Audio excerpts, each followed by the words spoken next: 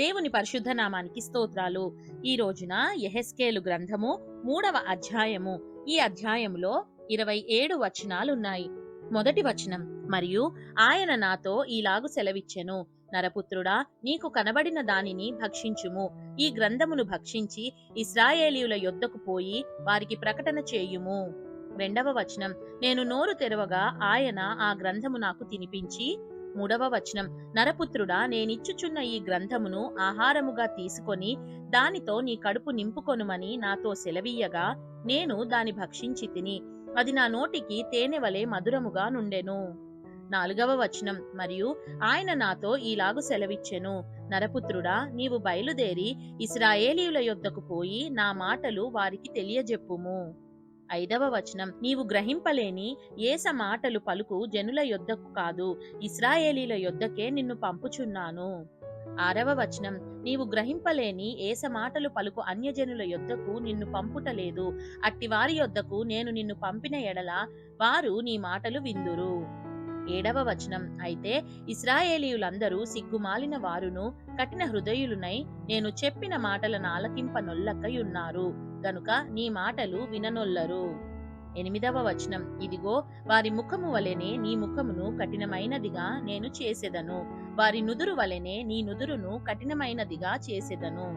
తొమ్మిదవ వచనం, నీ నుదురు చెకుముకి రాతి కంటే కఠినముగా ఉండు వజ్రము వలె చేసెదను, వారికి భయపడకుము, వారందరూ తిరుగుబాటు చేయువారైనను వారిని చూచి జడియకుము. పదవ వచనం, మరియు నరపుత్రుడా, చెవియొగ్గి నేను నీతో చెప్పు మాటలన్నిటినీ చెవులారా విని నీ మనస్సులో ఉంచుకొని. 11వ వచనం, బయలుదేరి చెరలోనున్న నీ జనుల యొద్దకు పోయి ఈ మాటలు ప్రకటింపుము, వారు వినినను వినకపోయినను ప్రభువైన యెహోవా ఈలాగు సెలవిచ్చుచున్నాడని చెప్పుమని ఆయన నాతో సెలవిచ్చెను. 12వ వచనం, అంతలో ఆత్మ నన్నెత్తుకొని పోగా యెహోవా ప్రభావమునకు స్తోత్రము కలుగునుగాక అను శబ్దం ఒకటి ఆయన యున్న స్థలము నుండి ఆర్భాటముతో నా వెనుక పలుకుట నేను వింటిని. 13వ వచనం, మరియు ఆ జంతువుల రెక్కలు ఒకదానికొకటి తగులుట వలన కలుగు చప్పుడును వాటి ప్రక్కననున్న చక్రముల ధ్వనియు గొప్ప సందడి జరుగుచున్నట్లుగా నాకు వినబడెను.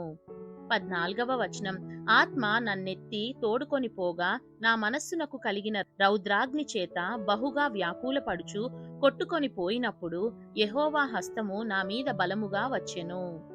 15వ వచనం, నేను కెబారు నది దగ్గర తేలాబీబు అను స్థలమందు కాపురముండి చెరపట్టబడిన వారి యొద్దకు వచ్చి వారు కూర్చున్న స్థలమందు కూర్చుండ ఏమియూ చెప్పకయు కదలకయు నున్నవాడనై 7 దినములు వారి మధ్య నుంటిని. 16వ వచనం, ఆ 7 దినములు జరిగిన తరువాత యెహోవా వాక్కు నాకు ప్రత్యక్షమై ఈలాగు సెలవిచ్చెను.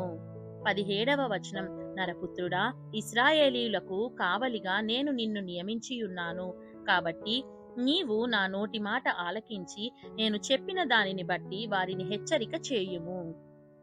18వ వచనం, అవశ్యముగా నీవు మరణమవుదువని నేను దుర్మార్గుని గూర్చి ఆజ్ఞ ఇయ్యగా నీవు అతనిని హెచ్చరిక చేయకయు అతడు జీవించునట్లు తన దుర్మార్గతను విడిచిపెట్టవలెనని వానిని హెచ్చరిక చేయకయు నుండిన ఎడల ఆ దుర్మార్గుడు తాను చేసిన దోషమును బట్టి మరణమవును గాని అతని రక్తమునకు నిన్ను ఉత్తరవాదిగా ఎంచుదును.